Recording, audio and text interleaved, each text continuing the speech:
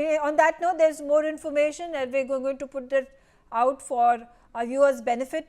The World Bank chief has spoken on the Indus Waters Treaty. The World Bank CEO Ajay Bagga is in India today, and he says that the World Bank has no role to play beyond acting as a facilitator.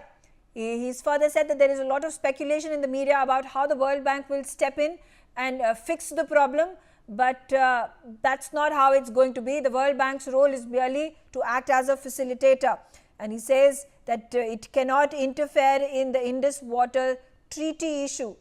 The treaty that has been put in abeyance by India because of the transgression, because of the terrorist attack that was backed, supported by the Pakistani establishment. Coming back to you, General Chaturvedi, statements in this regard where there has been international concern that has been raised that what if the treaty is halted, and it is halted for a long time, what is going to happen to the farmers of Pakistan, what is going to happen to the economy of Pakistan.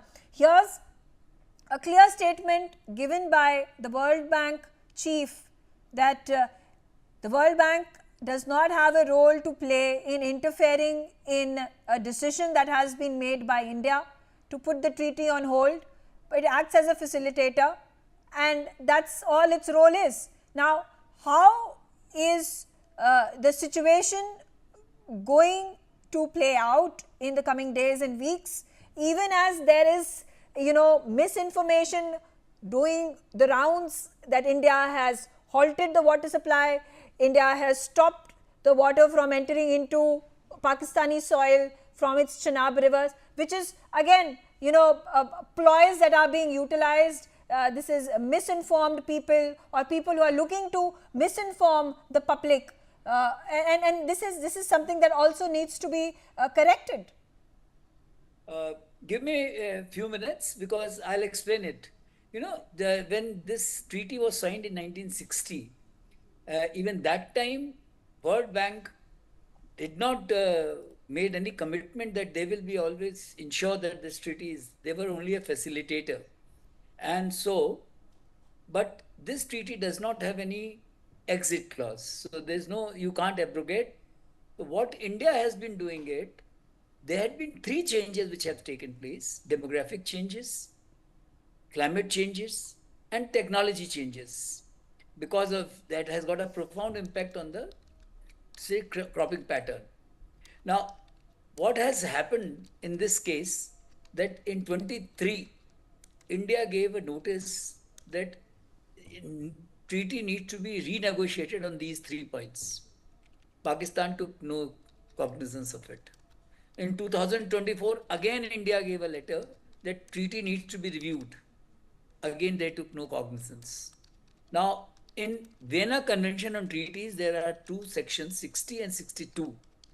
In extraordinary situations, treaty can be reviewed. So therefore, this, India has taken note of it, and that is why they have not abrogated it. They are holding it in abeyance, firstly. So therefore, it is well within India's right to do what India has done. Now, let me just put things more in perspective as far as what Pakistan has done and what India has done. Pakistan was supposed to have made for what they got 135 MAF of water as per the provisions of this treaty. They have not created enough infrastructure for which they got the money also. And money was given by all 5 I nations, Germany, France, and Germany and India. And India was a major contributor of almost 62 million pounds sterling. So therefore, despite all this, which I said a little while earlier, that out of 135, only 35 MAF is reaching the say farmhead. Also, as far as storage capacity is concerned, just 30 days storage capacities they have. So that means they have not done enough.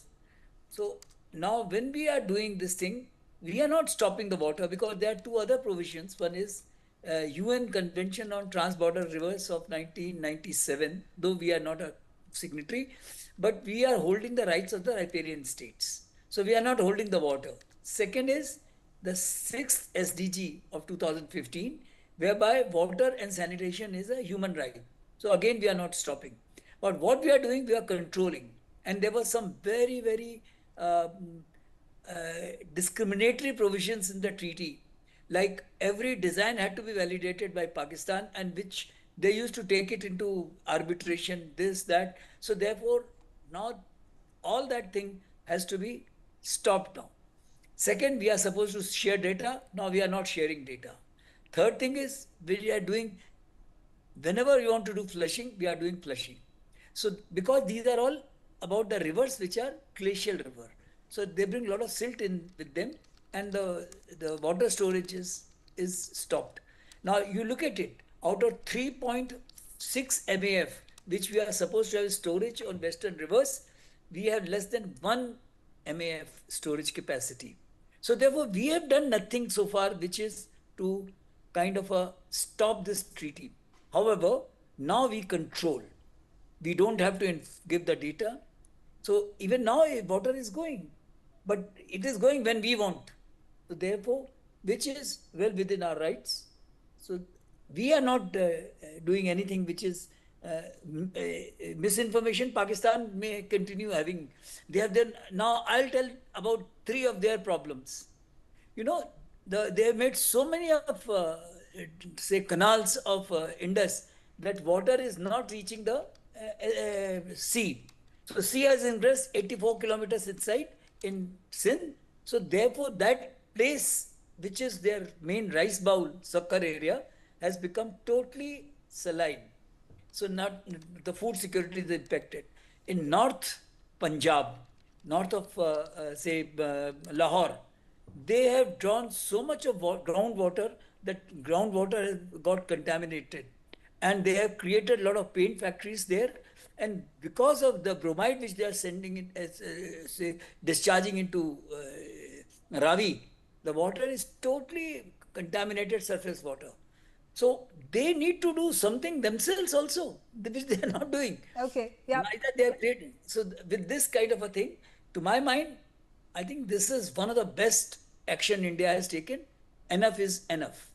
Yeah, you make all the important relevant points in this in this row that has emerged between India and Pakistan. And I'm going to come to you, Patikrit. What do you think Pakistan has the wherewithal to fight it out when it comes to India suspending the Indus Water Treaty? Does Pakistan have a case to build on? No, I put it in a very simple manner. Let me put it this. If you kill my civilians, why would I care about your civilian? It is as simple as that. You know, for a layman, there cannot be anything more than. Yes, we will give you water. We will not give you for 4 days. And then we will give you so much. छप्पड़ फाड़ के देंगे, सब बह के चला जाएगा, ले लो. That is exactly what is happening now. It was your problem. You did not work on the storage capacity. It was your problem. As it is, they are fighting for the water between Sindh and Punjab. You know, Sindh is very happy that Punjab will not get more. They have their own sectarian conflicts going on. You know, what has changed in the last few years is that all these things that Sir was talking about, those maneuvering capabilities India always had. It's just that India was not practicing it. It's just that we are now leveraging the controls that we were given for a long period of time. Yeah, Pakistan, okay. From the perspective of ammunition also, they have a problem with commitment to fuel. They have problem with fuel, ammunition, and commitment. You know, if their divisions start moving from the western borders to this side to their eastern side, which is our western side, you will see what would